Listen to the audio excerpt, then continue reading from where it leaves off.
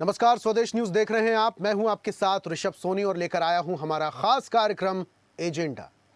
पश्चिम Asia में Iran, Israel, America के बीच बढ़ते सैन्य संघर्ष का असर अब सीधे तेल और एलपीजी के वैश्विक बाजार पर दिखने लगा है।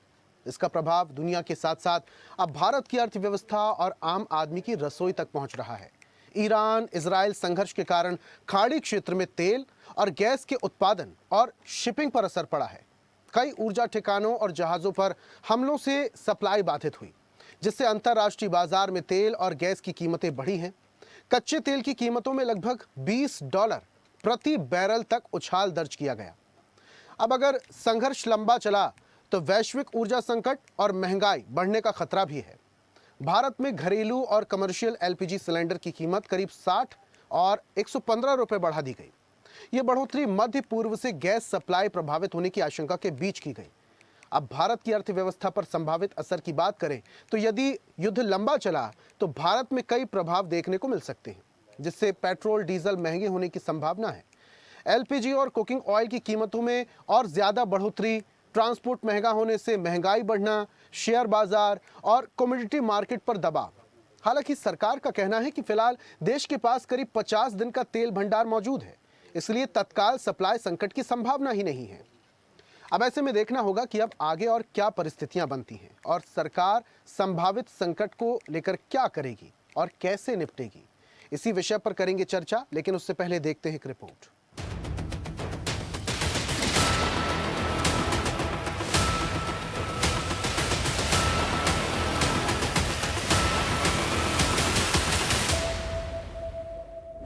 केंद्र सरकार ने बड़ा फैसला लेते हुए घरेलू और कमर्शियल गैस के दामों में इजाफा कर दिया है, जिसके बाद घरेलू गैस सिलेंडर 60 रुपए और कमर्शियल गैस सिलेंडर 115 रुपए महंगा हो गया है।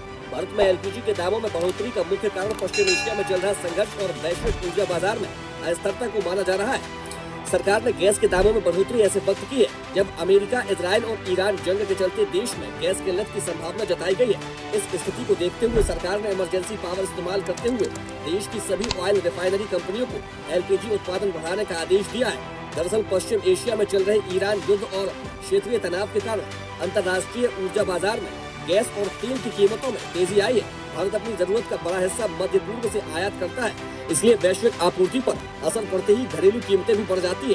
अब जब केंद्र सरकार ने घरेलू गैस सिलेंडर 60 रुपए और कमर्शियल सिलेंडर में 115 रुपए महंगा कर दिया है, ऐसे में भारत में पेट्रोल डीजल के दाम बढ़ने का संकट फिलहाल खत्म होने की संभावना जताई जा रही है, क्योंकि भारत को रूस से कच्चा तेल खरीदने की शर्तों के साथ अमेरिका से भी छूट मिली हुई है।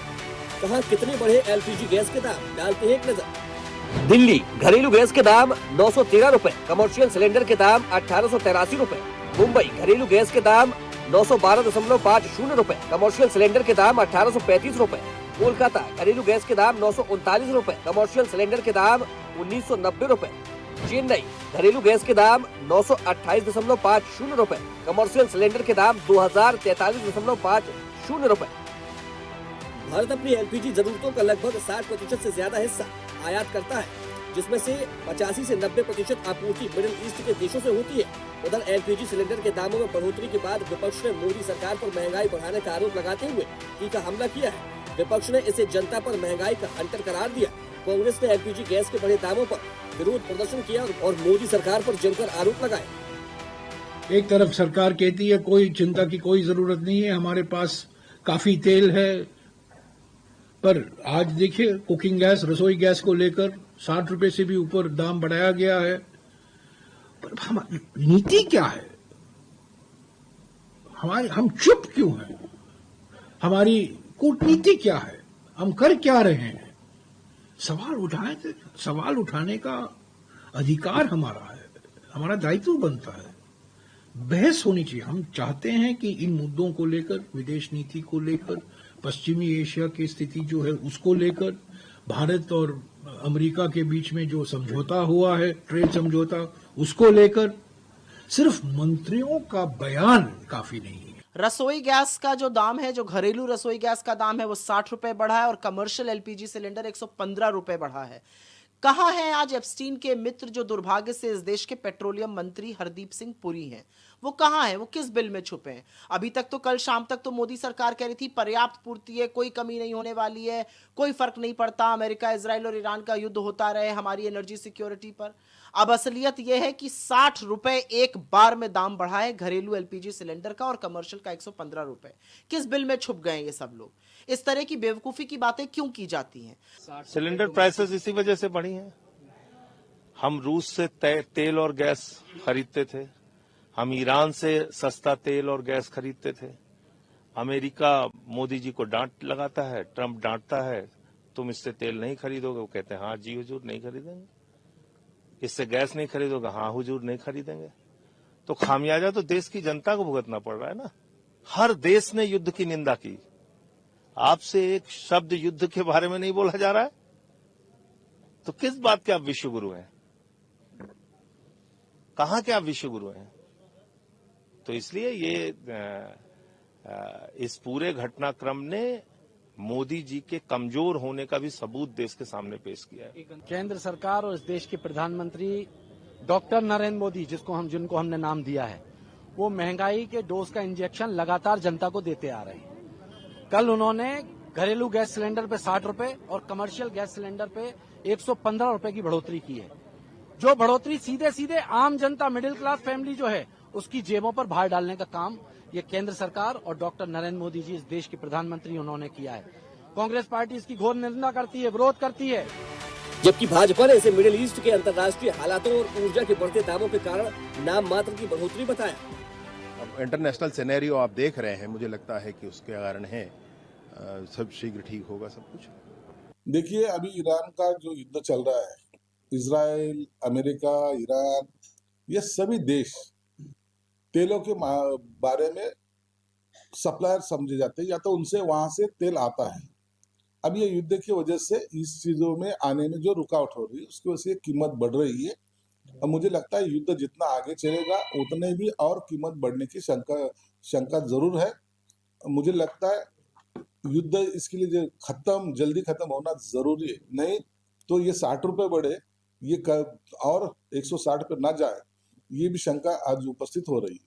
गैस और पेट्रोल डीजल के दामों में भी कभी वृद्धि भी होती, कभी घटोतरी भी होती है, रूटीन विषय है। इसमें कौन, भारत सरकार या कंपनियों ने जो रेट बढ़ाया वो अलग विषय है, और कोई बात। ईरान युद्ध के कारण वैश्विक ऊर्जा बाजार में उथल पुथल का असर अब भारत की रसोई तक पहुंच गया है। गैस के दाम बढ़ने से आम परिवारों के बजट पर दबाव पड़ेगा, जबकि सरकार सप्लाई बनाए रखने के लिए उत्पादन बढ़ाने और बाजार पर नजर रखने की रणनीति अपना रही है। अब भारत अपनी कच्ची तेल की जरूरतों का करीब 85% इम्पोर्ट करता है, जिसमें से एक बड़ा हिस्सा पश्चिम एशिया देशों से आता है। यही वजह है कि इस क्षेत्र में होने वाली किसी भी हलचल का सीधा असर भारत की इकोनॉमी और एनर्जी सिक्योरिटी पर पड़ता है। सरकार अब रूस और अन्य अफ्रीकी देशों जैसे वैकल्पिक रास्तों पर फोकस बढ़ा रही है, ताकि किसी एक क्षेत्र पर निर्भरता कम की जा सके। स्पष्ट है कि घरेलू गैस के दाम बढ़ने की मुख्य वजह अंतर्राष्ट्रीय हालात, खासकर मिडिल ईस्ट युद्ध और बढ़ती आयात लागत है। यदि वैश्विक ऊर्जा बाजार स्थिर हुआ तो कीमतें स्थिर रह सकती है, लेकिन युद्ध लंबा चला तो आगे और बढ़ोतरी भी संभव है।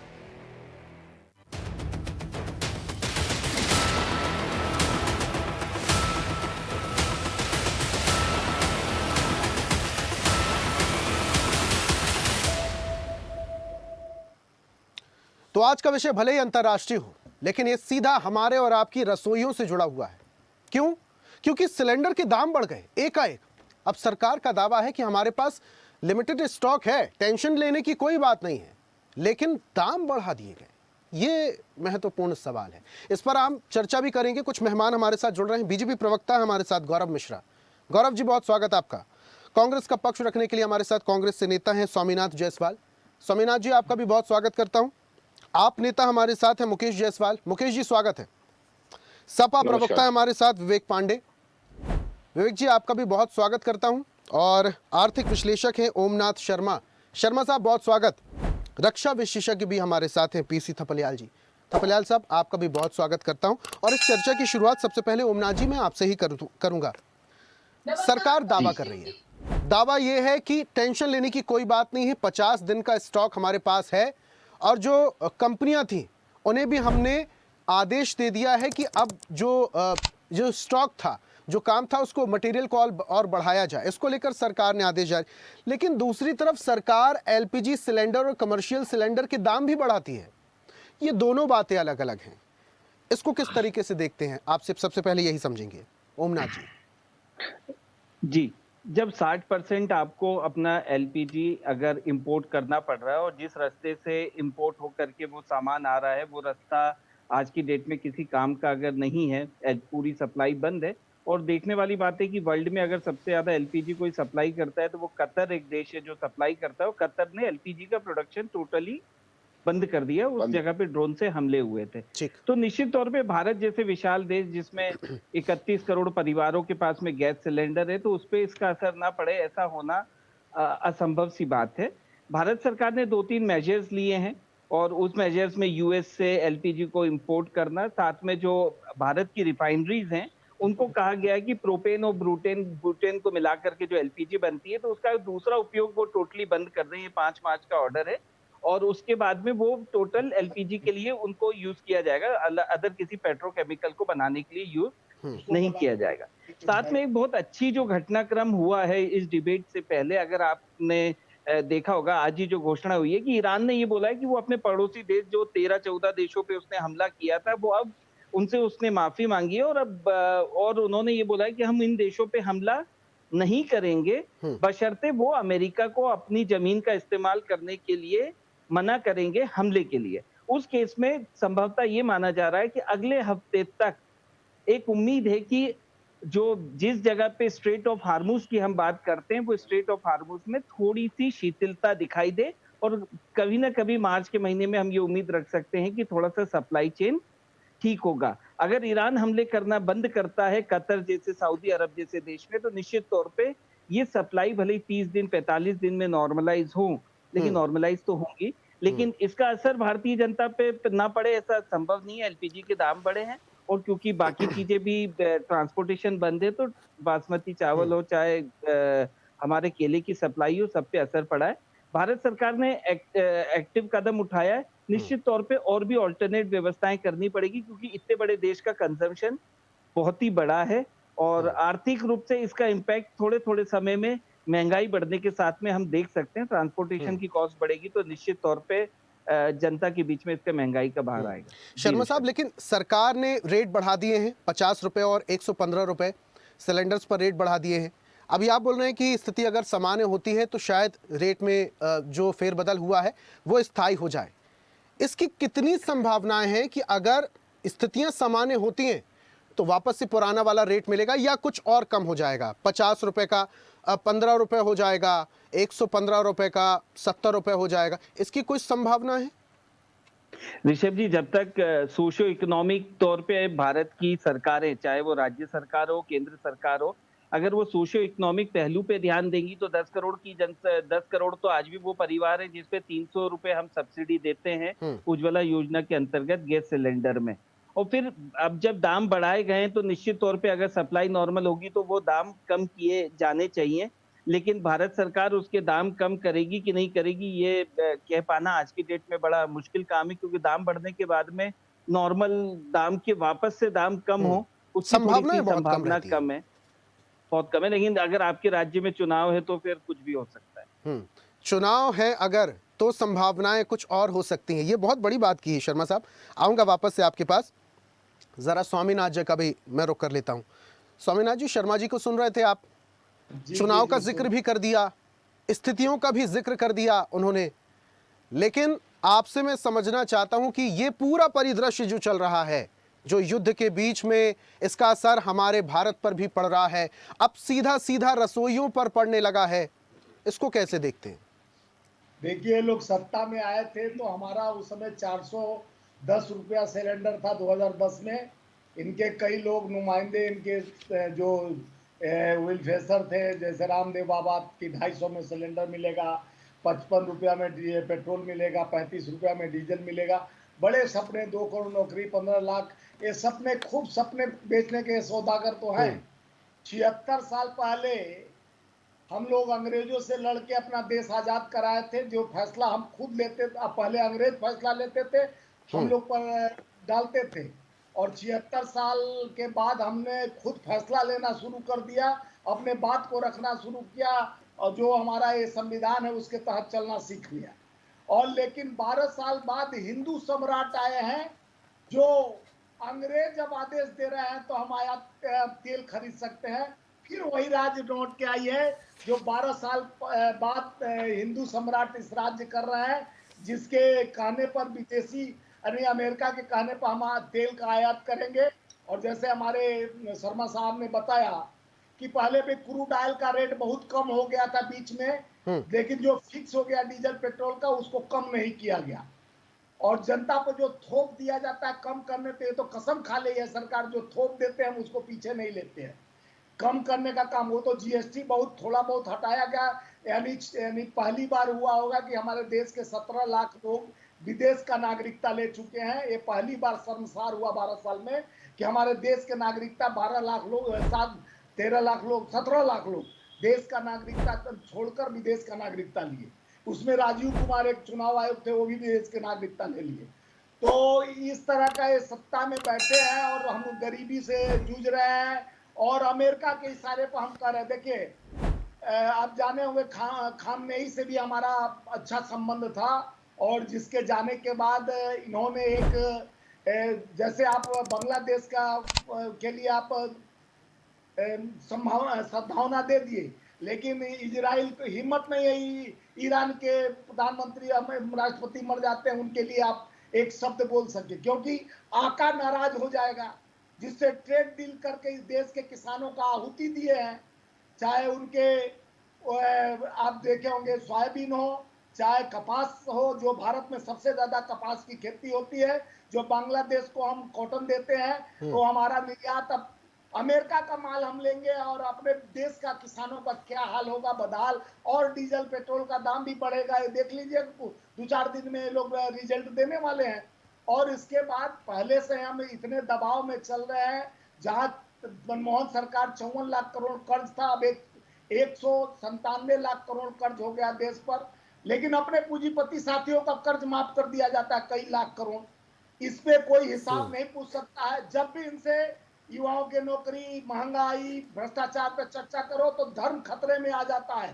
धर्म का घूट पिलाकर जिस तरह से देश को चलाया जा रहा है, देश जो फैसला खुद लेता था निडर होकर, पहले प्रधानमंत्री मुख्यमंत्री हुआ करते थे तो बड़ी बोलते थे कि हम किसी के सामने घुटना नहीं टेक सकते हैं जी, हम फैसला लेने के लिए अटल हैं जी। और आज देश के प्रधानमंत्री जिस तरह से इस फैसले को, जिस तरह का इस तरह का व्यवस्था को आज खड़ा किया, आज सिलेंडर 60 रुपया बढ़ गया और घरेलू गैस 60 रुपया बढ़ जाना मामूली गरीबों को कितना बड़ा आघात हुआ। और उसके बाद महंगाई का सोर्स ऑफ इनकम कोई है नहीं, महंगाई का आयात निर्यात हमारे पास कोई संसाधन नहीं है। मेरा जो बासमती चावल जाता था वो भी नहीं लग जाएगा। स्वामीनाथ जी, देखिए ये तो आप सिक्के का एक पहलू बता रहे हैं, सिक्के का दूसरा पहलू भी तो है। जब देखिए 33 करोड़ से ज्यादा उपभोक्ता हैं सिलेंडर के, सुनिए मेरी बात, 33 करोड़, मेरा सवाल तो सुन लीजिए साहब, 33 करोड़ से ज्यादा उपभोक्ता हैं हिंदुस्तान में। अब ऐसे में अगर सप्लाई बराबर चलती रहेगी और अगर वापस से सामान हमारे पास नहीं बना, रॉ मटेरियल की समस्या हो गई, चूंकि मिडिल ईस्ट में जिस तरीके से तनाव की स्थिति बनी हुई है, सप्लाई चेन अगर डिस्टर्ब हो गई तो दिक्कत किसे होगी? सरकार को नहीं, दिक्कत सीधे जनता को होगी। इसका उपाय करने के लिए सरकार ने काम किया है ताकि रेट थोड़ा बढ़ा दिया जाए, तो शायद जो कंज्यूमर हैं वो सोच समझ के कंज्यूम करेंगे और जो सप्लाई है वो भी सुचारू रहेगी। हालांकि जो तेल कंपनियां, उनको आदेश तो दे दिया है मैन्युफैक्चरिंग के लिए। आप जान रहे हैं कि पहले भी डीजल पेट्रोल का दाम बढ़ाने के बाद जनता पर थोप दिया गया, लेकिन कम नहीं किया गया। क्रूड ऑयल इतना 14 यानी हमारे 14 से ज्यादा कम रेट गिरा, उसके बाद 1 रुपया कम नहीं किया गया। और आप बात कर रहे हैं कि हमको सब 33 करोड़ लोग ले रहे हैं, उसको सरकार एक दूसरा पहलू क्या जनता को घसीट कर मार रहा है। आप अपने पूंजीपति साथी को आगे बढ़ाने के लिए अपने देश को गिरवी रख दिए। ट्रेड डील की आपको बताए हैं, ट्रेड डील के माध्यम से जिस तरह से किसानों की आहुति दे दी गई, अब हमारे गरीबों मजदूरों पर आहत किया जा रहा है।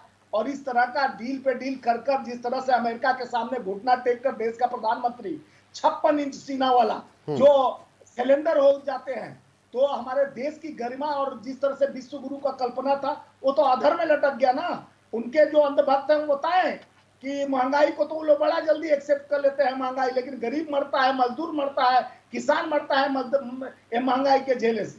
आप कहते थे कि हमारे देश में निर्यात, हमारा देश आत्मनिर्भर बनेगा। क्या आत्मनिर्भर बना है इतना दिन में? 12 साल में कौन इंडस्ट्रीज आप इतना मजबूत लगा दिए जो भारत को आत्मनिर्भर बनाए? कौन स्किल आपका इतना मजबूत काम कर रहा है? चाइना से मजबूत कब हो गए? कौन सा ऐसा इंडस्ट्री लगाए जिसके वजह से हमारे देश गौरवान्वित महसूस करे? महंगाई की चपेट, युवाओं को बेरोजगारी, और जब भी होता है तब धर्म और बटोगे तो कटोगे, हिंदू खतरे में हो जाते हैं। हिंदू सम्राट तो झुका दिए अपने समाज को, यानी अंग्रेजों का घुटना टेक लिए। ठीक है स्वामीनाथ जी, अमेरिका के कहने पर हम तेल निर्यात। ठीक है स्वामीनाथ जी, आऊंगा वापस से आपके पास अगर समय बचता है तो। बाकी मेहमान हैं, जरा उनकी भी प्रतिक्रिया ले लेते हैं। मुकेश जी भी है हमारे साथ आम आदमी पार्टी से। मुकेश जी, आपकी प्रतिक्रिया चाहूंगा सबसे पहले, उसके बाद में सवाल करता हूं। जी देखिए, जो अभी रेट बढ़ाए गए हैं, बेसिक जनता को मौके का फायदा उठाने का है। जो एलपीजी आता है वहां से सारी चीजें, जो पेट्रोल और एलपीजी बाहर से आता है, देश के बाहर से। वर्तमान युद्ध नीति का बहाना बना के देश की 140 करोड़ जनता को आपने महंगाई का थोप दिया। 60 रुपए घरेलू गैस में बढ़ा दिया और 115 रुपए कमर्शियल गैस में। कमर्शियल गैस में एक एक चाय वाले को भी नुकसान पहुंचता है जब कमर्शियल गैस का रेट बढ़ा है। तो ये थोप दिया मौके का फायदा भारतीय जनता पार्टी ने उठाया है। क्योंकि इस समय टैक्स कम करना चाहिए जनता को। आप रास्ता निकालिए ना कि भाई पूर्ति कैसे होगी। क्या टैक्स बढ़ाने से, रेट बढ़ाने से पूर्ति बढ़ जाएगी क्या, या पूर्ति उससे कम हो जाएगी क्या? भाई जिसके घर में जितनी गैस की टंकी लगती महीने भर में, उतनी 2 लगनी तो 2 ही लगेगी। अगर 60 रुपए बढ़ाने से क्या 1.5 टंकी लगेगी या 1 टंकी लगेगी? 115 रुपए बढ़ाने से क्या टंकी कम हो जाएगी? तो ये एक झुंझुना जो था उसको पकड़ाया गया, और ये जनता के साथ बहुत बड़ा धोखा भारतीय जनता पार्टी कर रही है। युद्ध के समय देश की जनता को राहत प्रदान करना चाहिए। भाई आप जो उनका जो टैक्स है, केंद्र सरकार करीब 19 से 20 रुपए टैक्स लेती है और 25 से 30% टैक्स लेती है राज्य सरकार। तो टैक्स कम करके राहत प्रदान करते नहीं कि रेट बढ़ाने से राहत प्रदान जनता को मिलेगी। तो ये एक बड़ा गुमराह करने वाला ये जो है, ये भारतीय जनता पार्टी ने जो जनता को बढ़ाया है टैक्स के नाम पे कि भाई हम राहत प्रदान करेंगे और आयात में दिक्कत आ रही है इसलिए हम रेट बढ़ा रहे हैं। तो रेट बढ़ाने से फायदा नहीं बल्कि जनता और परेशान होगी, ये सोचने का विषय है। रेट बढ़ाने से और समस्याएं बढ़ सकती हैं, लेकिन इसका हल क्या हो सकता है? भाई आपको रास्ता निकालना चाहिए ना। जैसे अभी आपने बोला कि अभी जैसे अभी ईरान ने बोला कि हम बाकी जिस देशों तरीके में से तनाव की स्थिति बनी हुई है, तो क्या मोदी जी को हस्तक्षेप कर देना चाहिए? अरे करना क्या है, अभी तक तो कर्ज कर देना चाहिए ना साहब। अभी तक कहाँ बैठे हुए हैं? अभी तक भारतीय जनता पार्टी के एक भी मंत्री या प्रधानमंत्री ने कोई स्टेटमेंट जारी किया? मुकेश जी, आप ये कह रहे हैं मोदी जी को ट्रंप बन जाना चाहिए, जैसे कि ऑपरेशन सिंदूर चला था, ट्रंप ट्वीट कर रहे थे कि मैंने युद्ध रुकवा दिया। मोदी जी को यही करना चाहिए? करना नहीं चाहिए। आपकी कूटनीति और विदेश नीति क्या है, इस पे खुल पे अपनी बात रखना चाहिए देश के सामने। आज देश का अमेरिका उनको घुमा रहा है। जैसे बहुत बड़ी बात देखिए आप, उन्होंने कहा 30 दिन के लिए आप रूस से पेट्रोल खरीद लीजिए। ये वो कौन होता बोलने वाला भारत को? ये सोचने का विषय है ना। अभी जैसे मैं आपके सामने इस डिबेट में बोल रहा हूँ, अगर मान लीजिए युद्ध 1 महीने 15 दिन में टल जाता है, खत्म हो जाता है, तो क्या ये 60 रुपए वापस ले लेंगे? क्या 115 रुपए वापस ले लेंगे? ये नहीं लेंगे। आप इसके बाद कभी महीने 15 दिन में डिबेट में बुलाइएगा, भारतीय जनता पार्टी के जो प्रवक्ता है वो डिबेट में बोलेंगे, तो क्या वो ये गारंटी देते हैं आज इस डिबेट में कि रेट वापस ले लिए जाएंगे, युद्ध खत्म हो जाएगा? मौके का फायदा भारतीय जनता पार्टी को उठाना आता है और वो जनता के साथ उठा रही है। ठीक है, मौके का फायदा बीजेपी पार्टी उठा रही है। पीसी साहब का मैं रुख कर लेता हूं। पीसी साहब जी, प्रतिक्रियाएं आप सुन ही रहे थे। बीजेपी पार्टी जो है, प्रधानमंत्री जो है, वो मौके का फायदा उठा रहे और मौके का फायदा उठा के रेट बढ़ा दिए, कम होने से रहे। इससे पहले भी कई बार पेट्रोल को लेकर ये हुआ, 14 रुपये 16 रुपये बढ़े, बिजली के दाम बढ़े, कम नहीं हुए। अब ऐसे ही एलपीजी के साथ भी हो रहा है, लेकिन यहाँ पर एलपीजी के मामले में थोड़ी सी समस्याएं ज़्यादा बढ़ जाती, क्योंकि ये सीधा रसोई से जुड़ा हुआ मुद्दा है। अब जो कि मिडिल ईस्ट में तनाव की स्थिति कब तक रहती है, कब तक युद्ध विराम लगेगा, कब तक स्थितियां वहां पर सामान्य होंगी, ये कुछ कहा नहीं जा सकता। लेकिन ये भी नहीं कहा जा सकता कि जो रेट बढ़ाए गए हैं वो कम होंगे। क्या कहते हैं सर? ये मेरे लिए सवाल है? जी सर, थपलियाल साहब। जी, जब से मोदी सरकार आई है, सरकार यूं तो माई बाप होती है जनता की, लेकिन मोदी सरकार जी जब से 2014 से आए, उनका व्यवहार ऐसा रहा जैसे सौतेली माँ का व्यवहार होता है। हमने उस समय भी देखा कि विश्व बाजार में तेल की कीमतें, गैस की कीमतें बहुत लो स्तर पे चल रही थी और मोदी जी ने बहुत हाई स्तर पे इस देश की जनता को प्रति बैरल तेल की बात कर और रहे हैं गैस आप। की 2014, ठीक है। उस समय पूरी ताकत से भारतीय जनता पार्टी ने पैसा कमाया और जो कमी रही उन्होंने नोटबंदी के माध्यम से, इनका जो राजनीतिक वे है वो बिल्कुल अलग है। हम बहुत बारीक नजर रख रहे हैं सरकार पे। आज जो स्थिति आ रखी है, हम गैस के बारे में बात कर रहे हैं, ये स्थिति अगर मोदी नहीं होते तो शायद भारत के ऊपर ये स्थिति नहीं आती।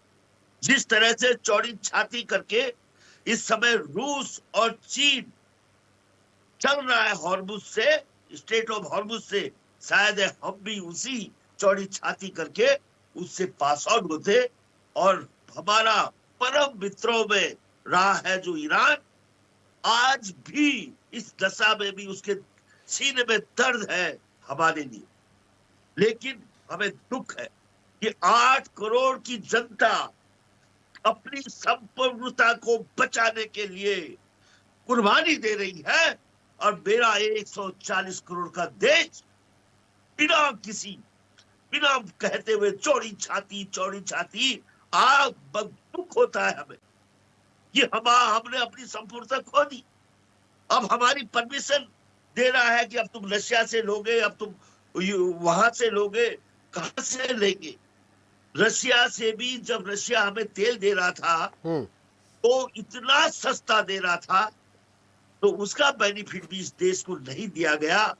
अंबानी की रिफाइनरीज को वो सस्ता तेल दिया गया और वो सस्ता तेल किस तरह से अंबानी ने पूरे विश्व में बेचा हम जानते हैं।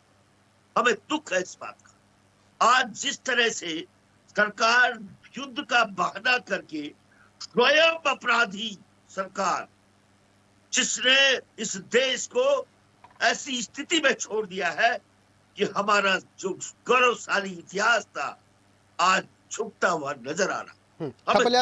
थपलियाल साहब, मैं बहुत निवेदन के साथ मैं बीच में आपको टोक रहा हूं, लेकिन मैं आपकी एक बात का जिक्र करके मैं समझना चाहूंगा। अभी आपने कहा कि 2014 में जिस तरीके से तेल के रेट बढ़ाए बीजेपी ने पैसा कमाया, इसको जो थोड़ा सा हमारे दर्शकों के लिए डिस्क्राइब कर दीजिए। बीजेपी ने कैसे पैसा कमाया? तेल का रेट बढ़ा प्रति बैरल और टैक्स के तौर पर वो सरकारी खजाने में गया, बीजेपी ने कैसे पैसा कमाया? देखो बीजेपी सरकार, देखो बीजेपी का देखो, मैं इसलिए बोलता हूं कि अगर किसी ने नोटबंदी के टाइम में भी बहुत ध्यान दिया होगा तो किस तरह से नोटों का चेंज हुआ हम जानते हैं। किस तरह से गुजरात में जो एक कोऑपरेटिव बैंक था अमित शाह का, वो किस तरह से बेनिफिट में गया हम जानते हैं। हम कह नहीं सकते इस बात, लेकिन तेल की कीमतों की बात इसलिए कर रहा हूं कि बीजेपी, इसलिए बोल रहा हूं कि बीजेपी ने नॉर्म्स तोड़े हैं। जो एक संविधान के तहत नॉर्म्स होते थे, वो नॉर्म्स तोड़ते हुए हम कुछ नहीं कर पाए। क्या ये प्रधानमंत्री को अधिकार है कि वो कह दे कि कल से नोटबंदी, 500 का नोट का कोई कीमत नहीं? ये अधिकार किसी भी संविधान में प्रधानमंत्री को नहीं है। रिजर्व बैंक का गवर्नर का साथ हमारा टेंडर होता है और वो रिस्पॉन्सिबल होता है इन चीजों के लिए। किस तरह से एक रिनोन गवर्नर ने अपना पद छोड़कर ऐसे गवर्नर बिठाए गए जिन्होंने रिजर्व बैंक का, रिजर्व का कोई महत्व इस देश में खत्म कर दिया। किस तरह से जो आज जो मैं बेनिफिट बोल रहा हूं, बेनिफिट इसलिए बोल रहा हूं कि जिस प्रधानमंत्री ने प्रधानमंत्री फंड को व्यक्तिगत बना दिया हो, तो उस देश के प्रधानमंत्री को किस तरह से हम प्यार करें, ये आज हमारे माथे में रात में नींद नहीं आती हमें कि जो प्रधानमंत्री किस तरह से साइलेंट होकर किसी भी चीज का जवाब नहीं देता। हम सर फोड़ दे दीवार पे। मणिपुर के लोगों ने सर फोड़ दिया, लद्दाख के लोगों ने बेचारा जेल में जाना पड़ रहा है उसको। इस देश के कितने मुख्यमंत्री जेल में गए ये हमने पहली बार देखा, और उसके बाद वो निर्दोष होकर बाहर आ रहे हैं। हमें दुख होता है, हमें दुख होता है, हमें दुख होता है इस बात का कि आज ये देश विकट समस्याओं की तरफ बढ़ता हुआ दिख रहा है हमें। हम अपने बच्चों को क्या भविष्य देंगे जो आज प्रोटेक्ट कर रहे हैं इन चीजों को, जो खामोश है आज, वे निश्चित रूप से अपने बच्चों के भविष्य को अंधकार। मिडिल ईस्ट में जो तनाव की स्थिति बनी हुई है, इसको लेकर प्रधानमंत्री के संबोधन का इंतजार है। देखिए, प्रधानमंत्री को भगवान भी नहीं बुलवा सकता। साक्षात बद्रीनाथ आ जाए, वो बाहर जाके तो खिक करेंगे, वो उछल के करेंगे, लेकिन हमारे देश के लोगों के आगे वो मुंह ही नहीं खोलते।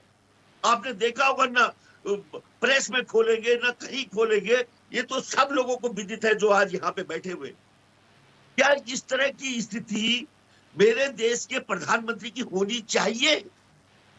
कि आप बोल रहे हैं कि मिडिल ईस्ट में वो बोलेगी नहीं, क्योंकि आज तो बहुत ही स्थिति डिफरेंट है मेरे देश के आगे कि एक इजराइल जो जिसकी जनसंख्या केवल उत्तराखंड के बराबर है, उसने नचा रखा है पूरे भारत को उंगली पे।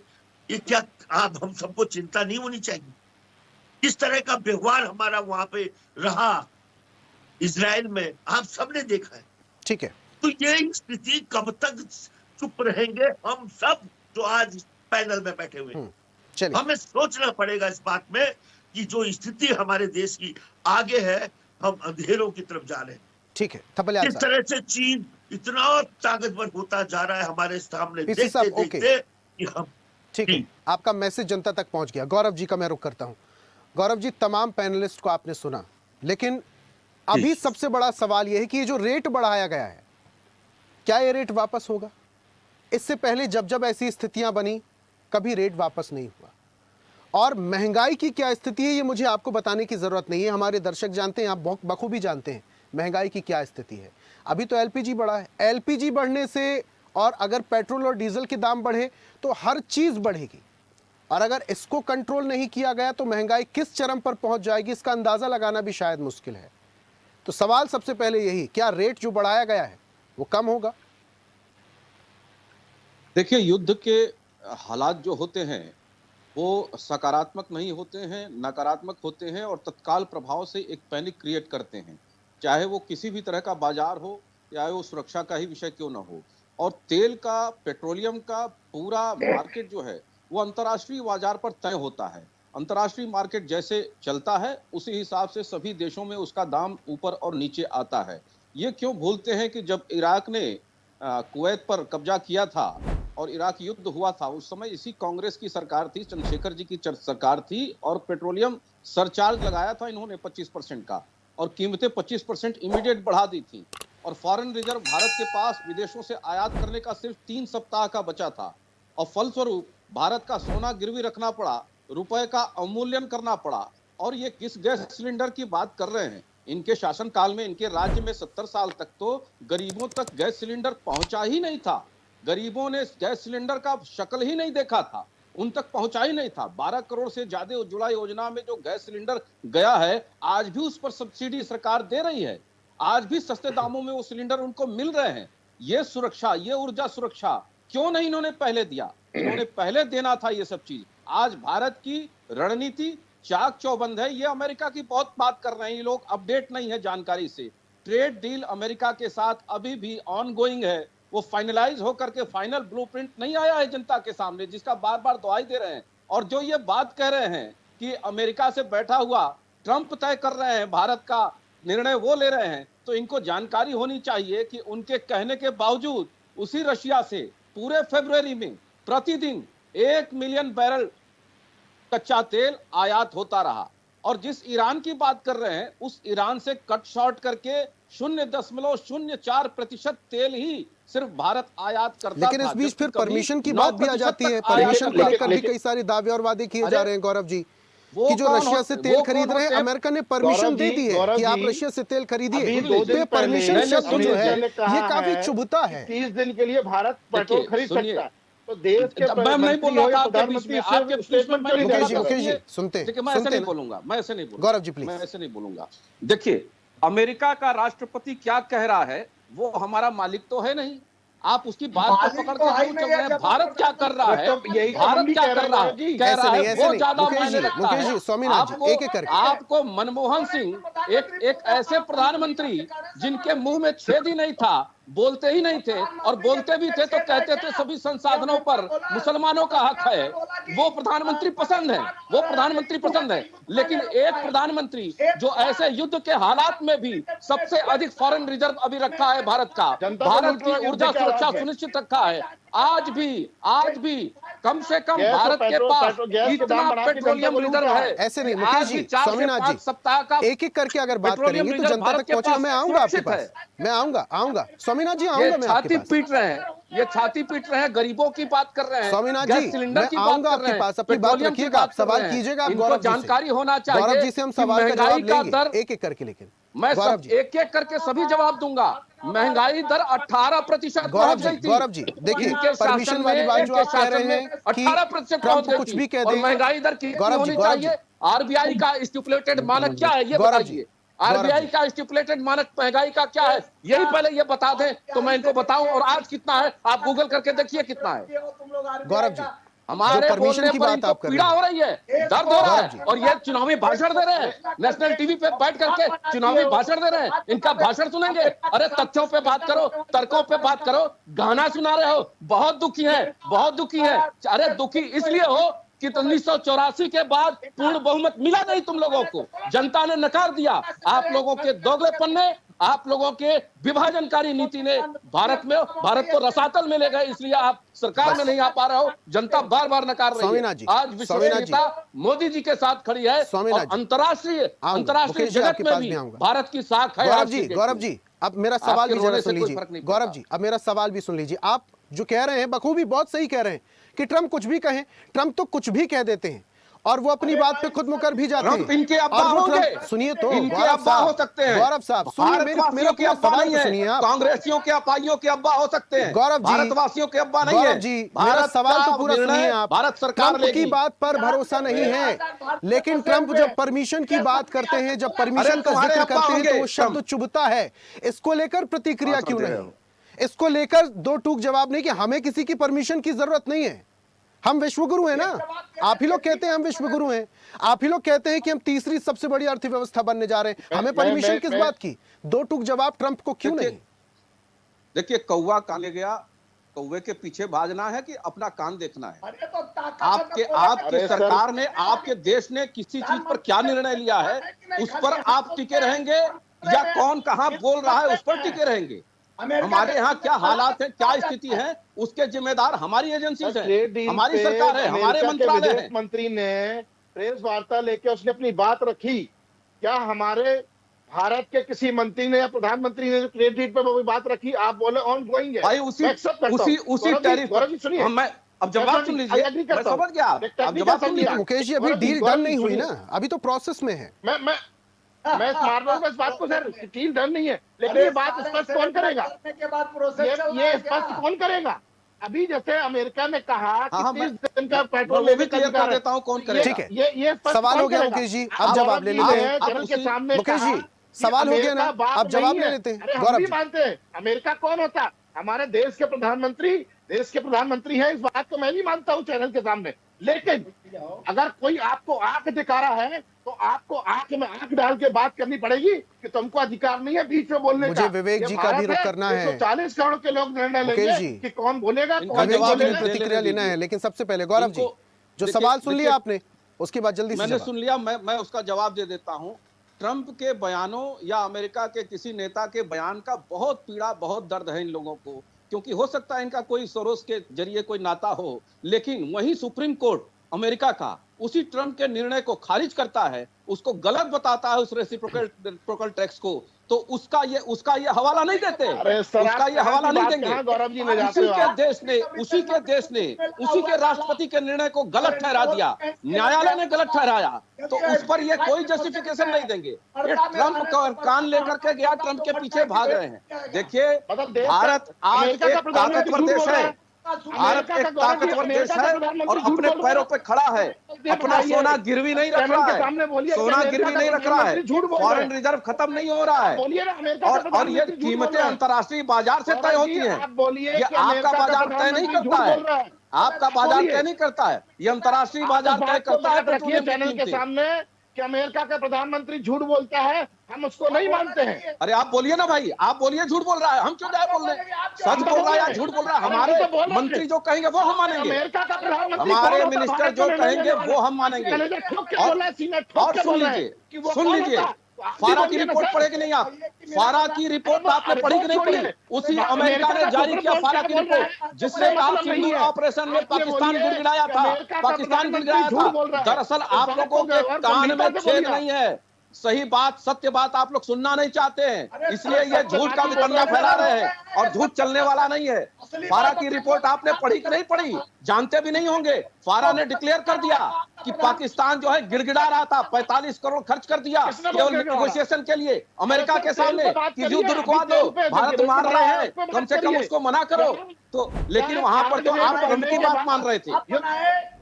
गौरव जी, जो रेट बढ़ाए हैं, इतना सुनिए आप मेरी, बस इतना सुन लीजिए, जो रेट बढ़ाए हैं, जो अभी रेट बढ़ाए हैं, क्या युद्ध खत्म होने के बाद ये रेट वापस लिए जाएंगे? सीधा सवाल, यही मेरा पहला सवाल था। अगर मान लीजिए ये युद्ध 15 दिन और खिंचता है, तो क्या रेट इसके डबल हो जाएंगे? हालांकि सरकार का दावा है कि 50 दिन हमें समस्या नहीं है, 50 दिन तक हमें कोई टेंशन नहीं, स्टॉक है हमारे पास। गौरव जी, मैं स्पष्ट कर देता हूं, कम से कम ये लोग पढ़े लिखे लोग हैं, पढ़े लिखे लोगों जैसी बात करें।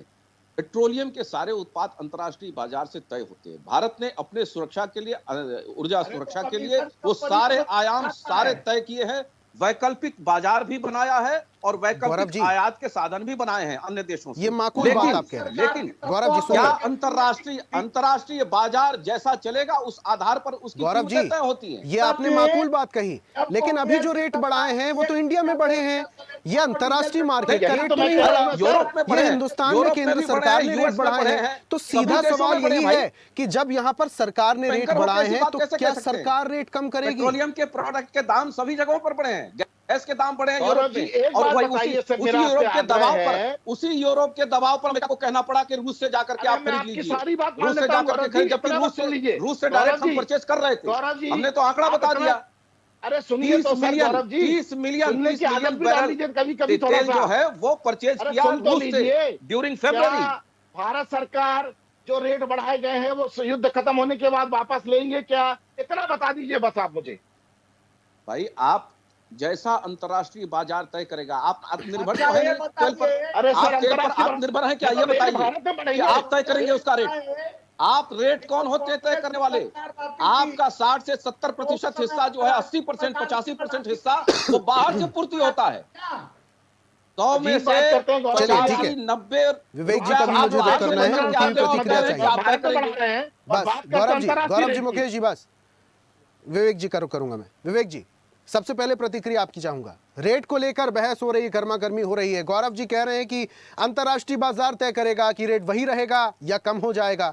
मुकेश जी कह रहे हैं कि बस इतना बता दो कि बढ़ा तो दिए हैं, कम भी करोगे कि नहीं करोगे?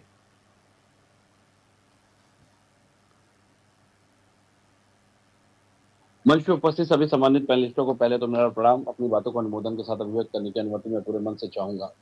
देखिए, सबसे बड़ी 2-3 बातें हैं जो कि स्पष्ट रूप से आनी बहुत जरूरी है। एक तो सरकार लोगों को भरोसे में लेने में नाकाम साबित हो रही है लगातार। सरकार जिस प्रकार से बयानबाजी कर रही है, जिस प्रकार से सरकार के प्रवक्ता बयानबाजी कर रहे हैं, और अलग अलग चैनलों पे प्रवक्ताओं की भाषा और प्रवक्ताओं का जो स्टैंड है वो पार्टी से कहीं मेल ही नहीं खा रहा है। अभी हमारे आदरणीय गौरव जी बैठे हैं, अपनी बात बोलिए ना भाई। गौरव जी ऐसे नहीं, गौरव जी गलत बात, ऐसे नहीं। आप सुनिए, बात करिए गौरव जी, मैं सुनिए, मैं तर्क पे आ रहा हूँ, चाहिए ना। अभी आपका झूठ भी मैं स्पष्ट कर दे रहा हूँ कि कितना व्यापार हुआ, कितना मैं बता दे रहा हूँ, रुक जाइए। देखिए, बहुत बड़ी बात है, स्पष्ट रूप से आनी चाहिए। तेल की बात हो रही है, डीरेगुलेशन की जो नीति आई जो तेल कंपनियों को दाम तय करने की पहले तो छूट दी गई, मुझे लगता है उसको समाप्त करने की जरूरत है। सरकार को पूरा नियंत्रण अपने हाथ में लेना चाहिए। उसके लिए पेट्रोलियम मंत्रालय तो है, लेकिन जो फॉर्मल कमेटी आपने बना रखी, एक कमेटी इस पे स्टैंड होनी चाहिए जो कि बाकायदा विपक्ष को भी साथ में लेकर, उसमें विपक्ष के लोग भी शामिल हो, और ऐसी कमेटी जो कि अंतर्राष्ट्रीय कीमतों को जब तय करे तो उस पर सभी को भरोसे में लेकर के उस रेट को तय किया जाए। उस पर पहली बात तो ये, आपने तेल कंपनियों को इसलिए ये अथॉरिटी दी क्योंकि तेल कंपनियों से आपको मोटा चंदा मिलता है। जो तेल के दाम तय होते हैं, अब मैं आपको बता रहा हूं, एडीआर की रिपोर्ट में वेदांता तेल और गैस क्षेत्र का सबसे बड़ा सक्रिय समूह है, 400 करोड़ का चंदा आपको मिला था। रिलायंस से 375 करोड़ मिला था। हल्दिया एनर्जी से आपको मोटा चंदा मिला था। प्रूडेंट इलेक्ट्रिकल ग्रुप जो कि मल्टीपल क्षेत्रों में काम करता है, ऊर्जा और पेट्रोलियम के, 2000 करोड़ से अधिक का चंदा। भारतीय एयरटेल, आर्सेलर मित्तल जैसी बहुत सारी कंपनियां। तो ये मत बताइए कि आप बड़ी पारदर्शिता से काम कर रहे हैं।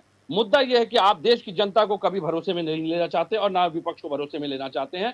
आप एक तानाशाही व्यवस्था ऐसी चला रहे थे कि आज आप स्वयं एक तानाशाह के सामने नतमस्तक हैं।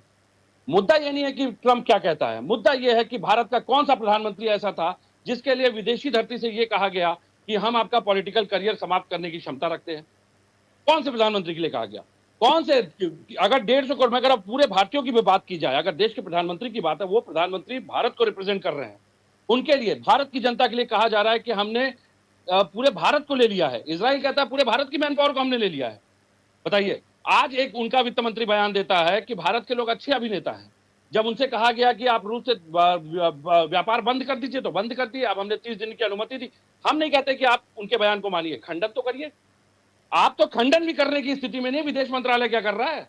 अगर मीडिया में इस तरह की बयानबाजी हो रही है, प्रवक्ता एक मीडिया चैनल की डिबेट में मैंने देखा, भारत के प्रधानमंत्री के लिए कह रहे हैं कि इजराइल के सामने टांगे खोल दी। इस तरह के बयानों को आप स्वीकार कर सकते हैं क्योंकि आप भाजपा में है, आपके ऊपर समस्या हो सकती है। भारत क्यों स्वीकार करेगा?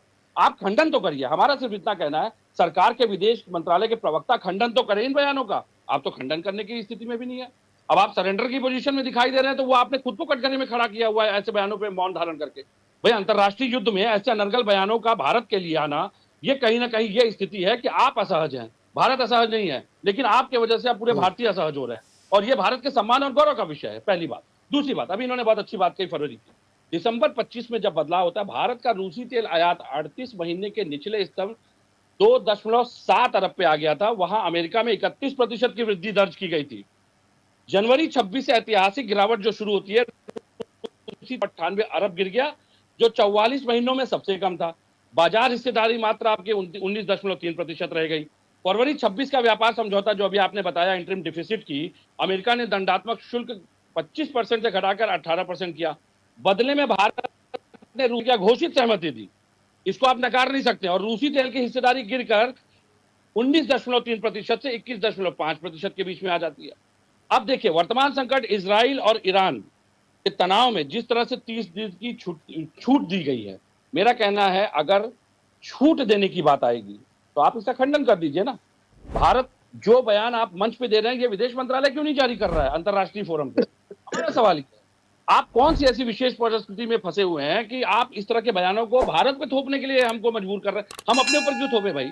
भारत का प्रधानमंत्री अगर किसी विकट स्थिति में है तो उसके लिए हम जिम्मेदार है, विपक्ष जिम्मेदार है उसमें भी। अभी आपने बहुत अच्छी बात की, कांग्रेस पे आपने तंज कर दिया, इनके रिश्ते किसी और से बता दिए। अब एप्स्टीन फाइल ने किसकी पूंछ दबा रखी है वो तो हम नहीं जानते, लेकिन एप्स्टीन फाइल नाम का एक भूत तो दानव तो दौड़ ही रहा है सबके पीछे।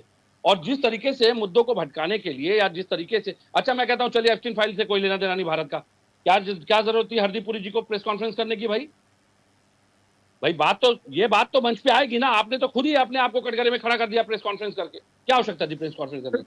डीजल का डीरेगुलेशन, पेट्रोल का डीरेगुलेशन, एलपीजी की कीमतों की बात करिए। जब तक आप कंपनियों से नियंत्रण वापस नहीं लेंगे, तब तक आप भारत में किसी भी प्रकार मोटा चंदा विवेक भाई कहां से मिलेगा? नहीं, मैं बता रहा हूं, उस किसी भी प्रकार की व्यवस्था को आप दुरुस्त नहीं कर सकते। दूसरी बात, आपने आपदा में अवसर हमेशा ढूंढा।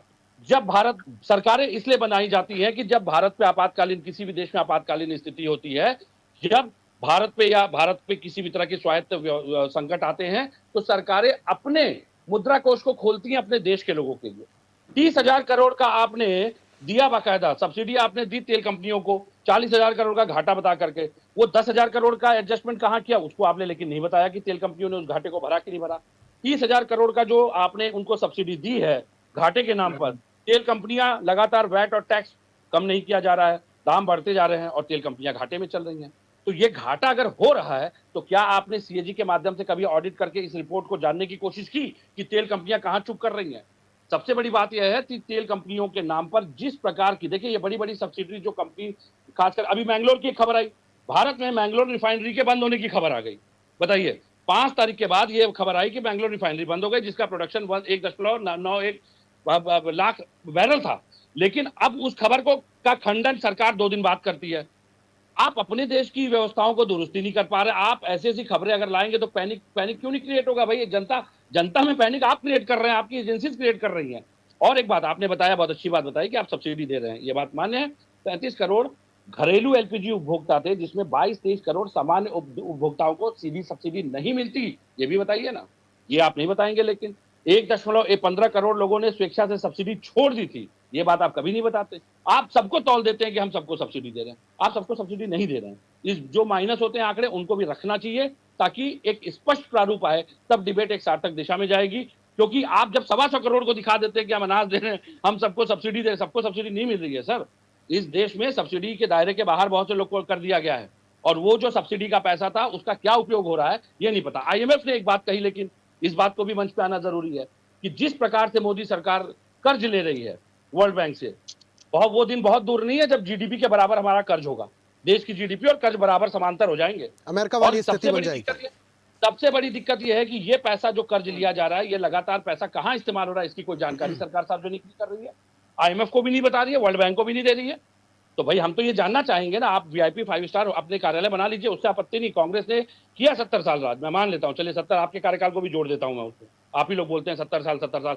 लेकिन बताइए कांग्रेस का कौन सा कार्यालय 5 स्टार है?